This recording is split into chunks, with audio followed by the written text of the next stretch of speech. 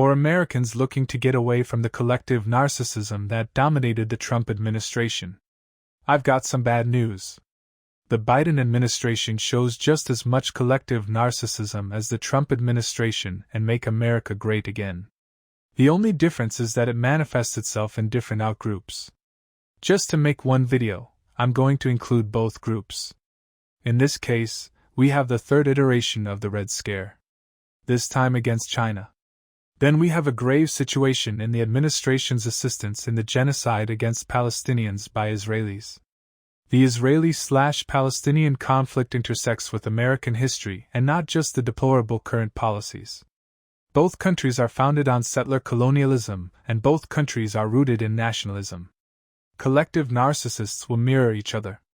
Just don't confuse them with the other. Likely what they're doing is more closely related to their past. So if they didn't have a fascist government in the past, that's likely not what they're doing. It's more likely that they would be a modern-day version of what they once were. So for America, it's not fascists but neo-Confederates. Keep in mind Hitler drew inspiration from America and its history. America is the OG of that bloc. America's gotten better but it hasn't changed. Collective narcissism is still present and is a potent mix. That nationalism can show up in other areas as well. The Red Scare 1 and 2 had links to collective narcissism. We appear to be entering the third Red Scare. I wanted to be the first to call it that. INTPs tend to notice patterns. This one seems to be repeating with communism. This time it's with China. Anything from China is considered a plot of the communist Chinese government. America offers no proof but accusations. TikTok seems to be the biggest target. That falls into the hypocritical nature of narcissists. They'll often project onto another something they do or want to do. As we've mentioned in other videos, the CIA, Dark Triad, does everything they accuse China of doing. They even passed the TikTok ban bill by wrapping it up in a bill for funding for more bombs to Israel for use to be dropped on refugees in Gaza.